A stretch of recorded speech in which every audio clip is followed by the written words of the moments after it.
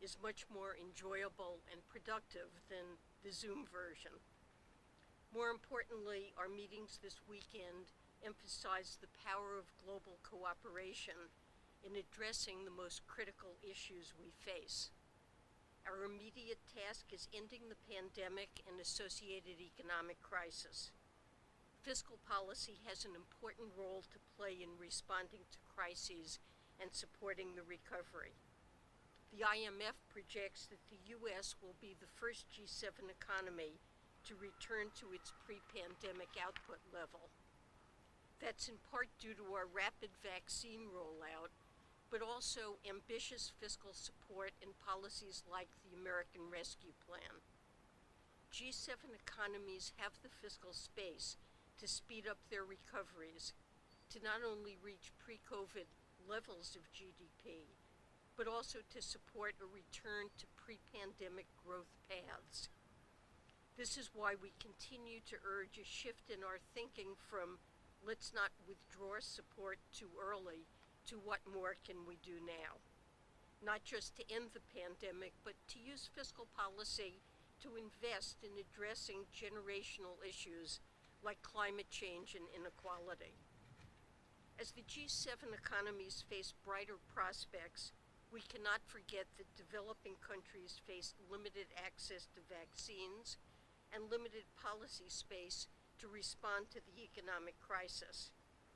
Our collective fear is that the pandemic leads to a lingering divergence, where advanced economies rebound quickly while developing countries lag and bear deep scars from the crisis for years to come. The G7 discussed how to prevent that divergence. First, by helping developing countries vaccinate their populations. The surest way to do that is to keep supporting the COVAX facility, which purchases and distributes doses to poorer countries. The government of Japan hosted a successful pledging summit for COVAX on June 2nd, and I thank the countries who stepped up their contributions to this important effort. The U.S. remains committed to the success of COVAX and will continue to disperse our $4 billion pledge, the largest to the facility. The G7 also discussed how our existing tools, such as the World Bank and IMF financing, can better help fund a global immunization effort, and how we can enhance our coordination to prevent and better respond to future pandemics. We also discussed ways to provide greater economic support to developing countries through the international financial institutions that would put developing countries on a path to a strong and sustainable green recovery. The G7 reiterated our support for a new allocation of IMF special drawing rights to boost global reserves and provide additional liquidity as IMF members confront the crisis. We strongly support the IMF providing clear, tailored guidance to countries on how best to utilize their new SDRs, as well as proposals to increase transparency in and accountability for how SDRs are used.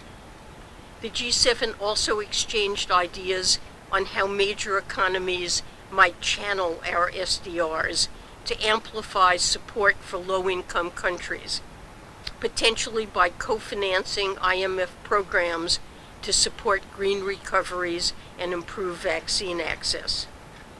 G7 countries also redoubled our commitment to a transformative effort to tackle climate change.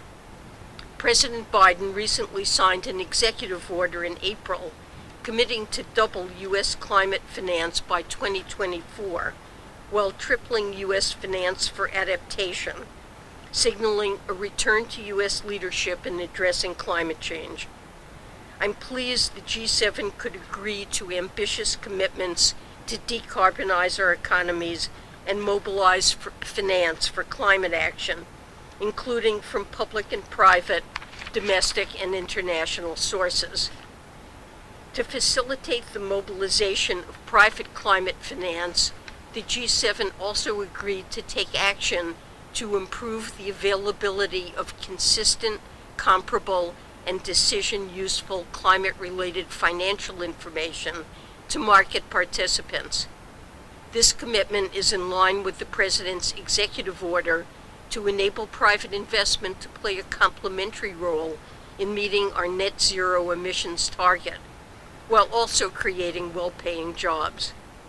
We look forward to advancing this work in the coming months with the broader G20, where Treasury is co-chairing the G20's Sustainable Finance Working Group. Perhaps most notably this weekend, G7 economies came together to agree the post-pandemic world must be fairer, especially with regard to international taxation. We need to have stable tax systems that raise sufficient revenue to invest in essential public goods and respond to crises, and ensure that all citizens and corporations fairly share the burden of financing government. For too long, there has been a global race to the bottom in corporate taxes, where countries compete by lowering their tax rates instead of the well-being of their citizens and natural environments. The G7 has taken significant steps this weekend to end the existing harmful dynamic, making commitments today that provide tremendous momentum towards achieving a robust global minimum tax at a rate of at least 15%. That global minimum tax would end the race to the bottom in corporate taxation and ensure fairness for the middle class and working people in the U.S. and around the world. The global minimum tax would also help the global economy thrive by leveling the playing field for businesses and encouraging countries to compete on positive bases, such as educating and training our workforces and investing in research and development and infrastructure. And indeed, the global minimum tax can help fund investments in those critical priorities. Finally, by collaborating with one another on the global minimum tax, governments protect their national sovereignty to set tax policy, because the pressures that have forced the race to the bottom on corporate tax rates are alleviated. This effort is far from over, and we look forward to engaging closely with the G20 and members of the OECD inclusive framework process in the coming weeks to finalize an agreement on the global minimum corporate tax as soon as possible. At the same time, I look forward to taking the momentum we've achieved on a global reform at this G7 and working closely with members of Congress on this important initiative. Let me stop there, and I would be happy to take your questions.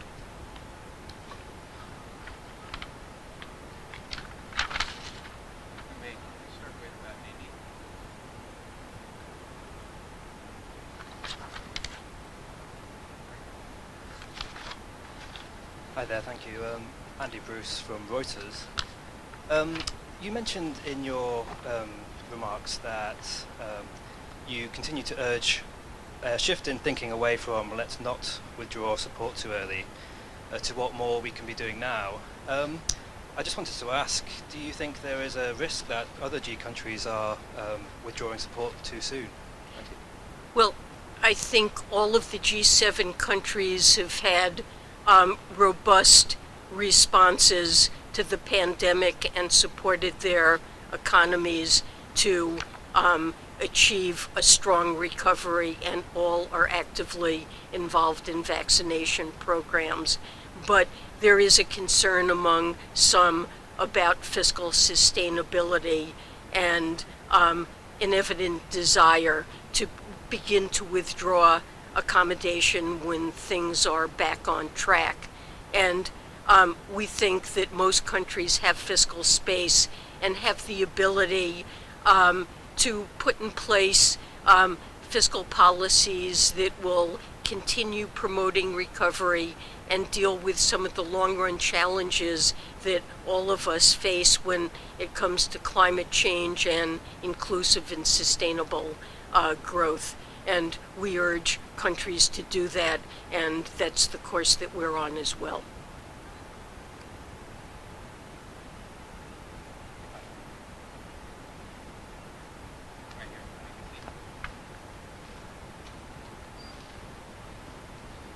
Madam Secretary, Faisal Islam, the BBC. Clearly, an agreement was reached on the global minimum taxation of at least 15%. Your country wanted 21% a few weeks back.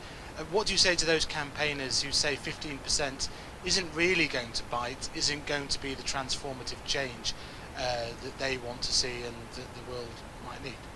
Well, what we've proposed, the 21%, is what we've proposed to do domestically.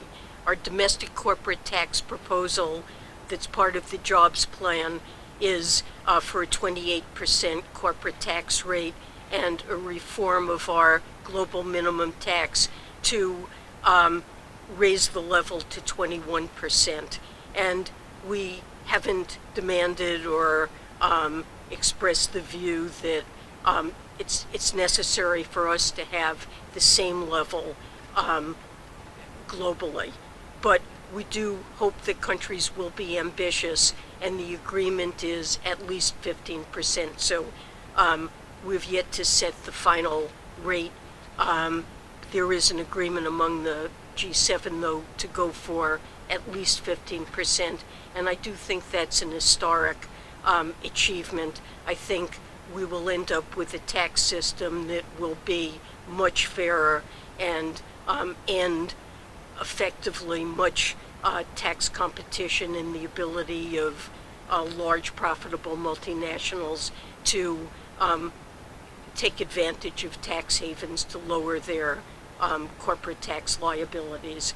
And so 21% is the minimum that we've proposed domestically.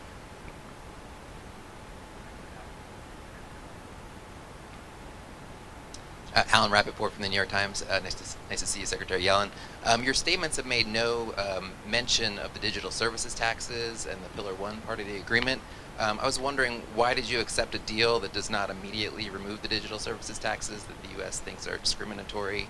And if it takes 2 to 4 years to enact this agreement, will the U.S. move ahead with the tariffs that are already teed up?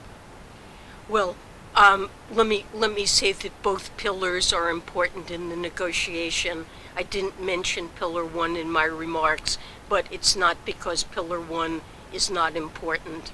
The allocation of global taxing rights over the profits, the residual profits of highly profitable large corporations is something that's a concern in many parts of the world.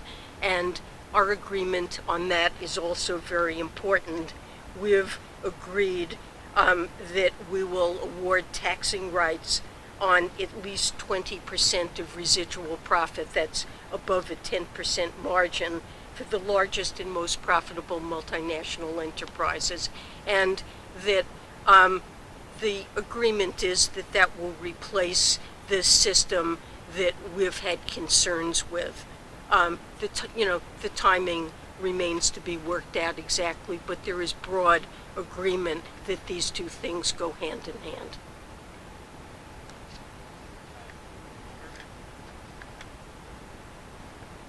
Saleha Mohsen with Bloomberg. Nice to see you, Madam Secretary. I wanted to ask, the French wanted to target Amazon and Facebook. What impact does today's deal have on companies like those? And have you given your European counterparts any assurance that the final deal would necessarily include large tech firms? Well, it will include large profitable firms, and those firms, I believe, will qualify by almost any definition. And essentially what we've agreed is that we will reallocate taxing rights for a portion of the excess or residual profits of those companies to jurisdictions where they have market activity on the basis of the distribution of that activity. And so that is intended to replace an approach that focused on just a few U.S. digital giants. And the agreement is that this new approach will replace an approach that we found objectionable that targeted large successful U.S. digital firms. But most of those firms are likely to be included in this new scheme, the Pillar 1 scheme.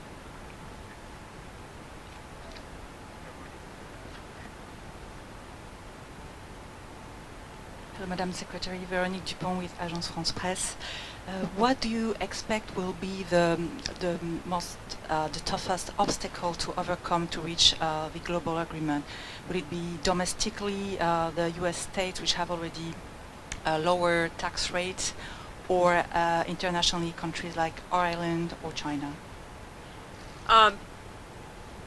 Well, we feel that we have strong momentum toward a global agreement that we will reach at the G20 meeting, a preliminary agreement in July with details to be finalized in the fall. And there are a number of countries that have concerns. Ireland and China are examples. This isn't a finished agreement. There are details still to be worked out. So what we've tried to emphasize in the G7 statement that we put out today is that this group of countries are very supportive of two important pieces of what needs to be an agreement, namely an agreement among all these countries to have minimum corporate tax rates that apply to their companies on a country-by-country basis of at least 15%, and an agreement that we will reallocate taxing rights in Pillar 1 and apply it to the most profitable companies. So there remain details yet to be worked out, and we will be addressing those in the run-up to Venice.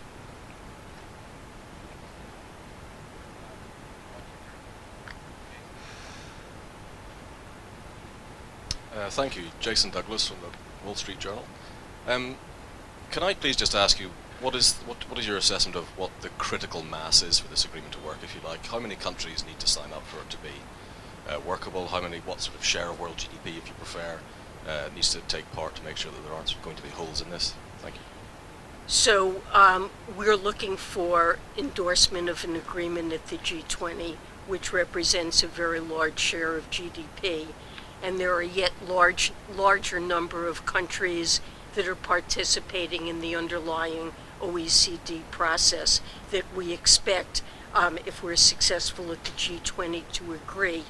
But I would point out that the agreement under Pillar 2 contains an enforcement mechanism that would come into play and apply to jurisdictions that decide, no, we're happy to be tax havens and we don't want to sign up to this agreement. The so-called undertaxed payment rule would essentially put pressure on those countries to abide by a corporate minimum tax, or in essence apply it to income of companies that are headquartered there and currently booking profits in those countries. So I think this is an agreement that, when you understand all the details, you would see that it doesn't require absolute agreement across the board. It has a way of bringing holdouts into it.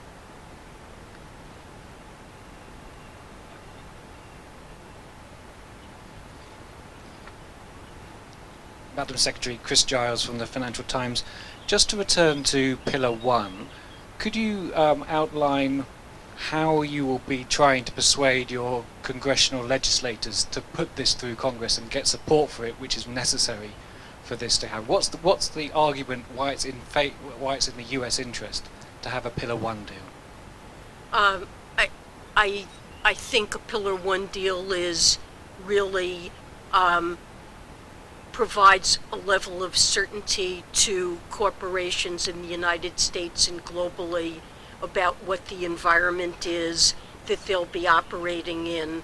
That environment has been very unstable with efforts in many different countries to want to reach out with different levels of taxation to target these firms, and they will be an environment where there are a global set of rules that will create the predictability that they want and need.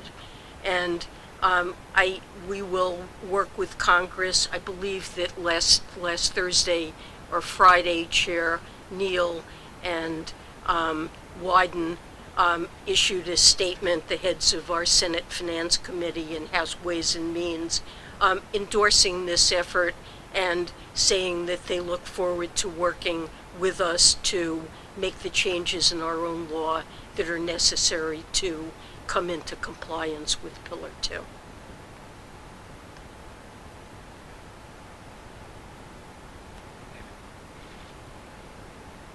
Thank you. Hi, Madam Secretary, it's Ed Conway from Sky News.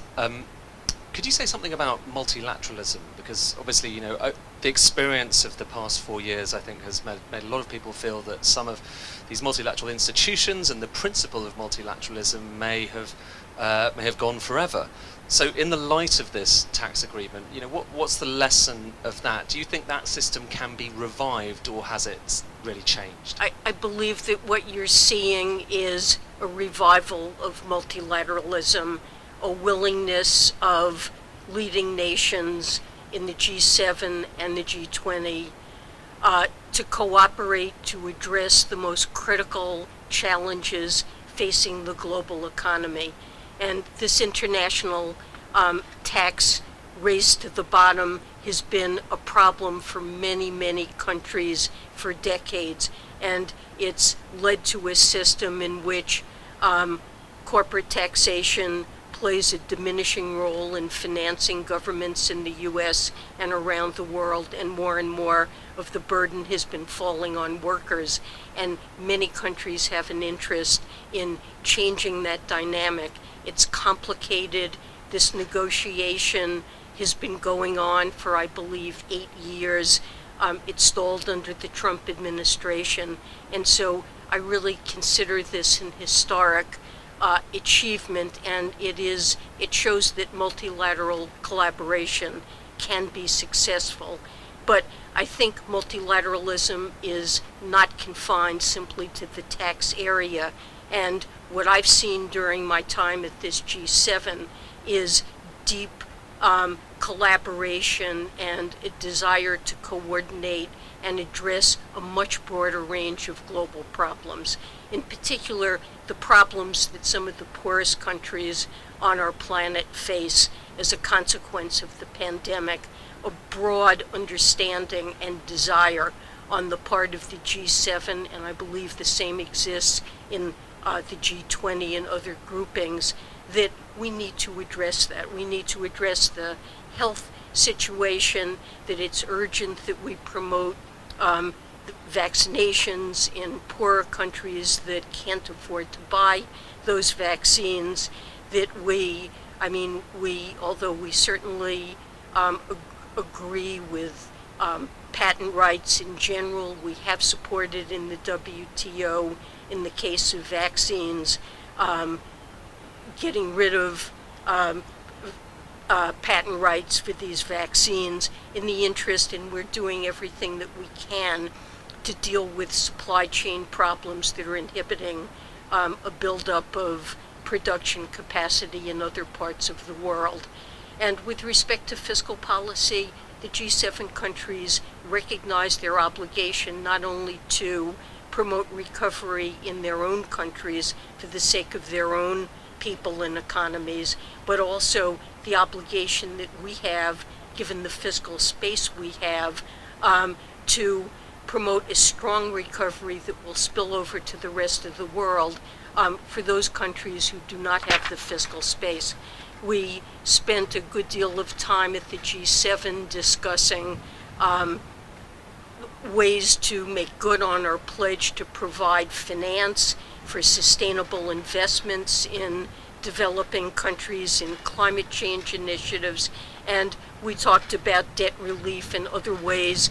The SDR allocation, which we've all agreed to, I also think is historic achievement in addressing global problems. So on many different fronts, I think you're seeing a return of multilateralism and a commitment on the part of countries that we need to have collaborative arrangements and to be active in and committed to addressing global challenges together.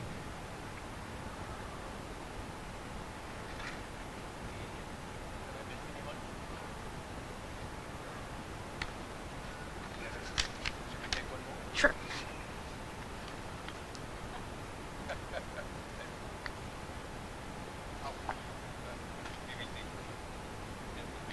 Faisal Islam, BBC.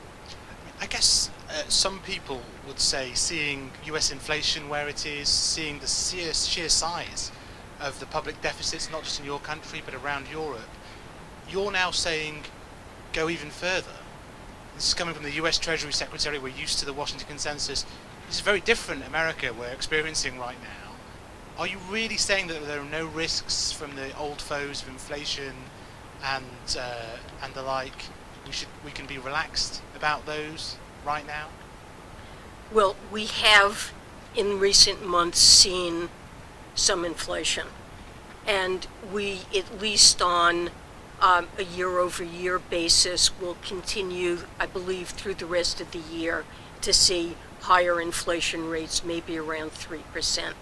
But I personally believe that this represents transitory factors, and I will say that in the United States, there have been factors that are transitory that in past years have raised inflation without affecting the underlying inflation rate, and factors that have lowered it that have also been transitory. And I generally believe that policy should look through transitory factors. When the pandemic struck, the prices in the most affected service sectors utterly plunged. And now we're in the months when those drops, pronounced drops, which were lowering annual inflation rates, have now dropped out of year-over-year numbers. And we're moving into a phase where our economy is recovering, and some of those prices are moving back up to normal. Airline fares would be a good example. They, in April, rose at a rapid rate. But that's just a return to normal. Their airline fares are still below where they were pre-pandemic. Now, while that process of return to normal is taking place, you will see some high inflation rates. But remember, we saw some very low inflation rates, and so that's part of what's going on. We also have some supply bottlenecks that are affecting sectors of the economy. The semiconductor shortage is obviously affecting vehicle prices, used vehicle prices, and there are a variety of supply bottlenecks. We still have over 7 million fewer jobs right now than we had pre-pandemic. There have been retirements of some people from the labor force, probably induced by the pandemic, so maybe we don't need to regain quite that many to get back to full employment, but there remains a lot of slack in an underlying sense in the labor market. Now, a lot of people have permanently lost jobs, and those individuals may want to move to different sectors of the economy. It may take a while to get the economy back completely on track and those individuals reabsorbed into long-term jobs. So we shouldn't expect this process to be complete in a month or two. But I strongly believe we're on a recovery path. We're making progress. If we continue at this pace, I believe sometime next year we'll be back to something we could call around full employment. And while we're seeing some inflation, I don't believe it's permanent. But we will watch this very carefully. I don't want to say this is mind absolutely made up and closed. We'll watch this very carefully, keep an eye on it, and try to address issues that arise if it turns out to be necessary.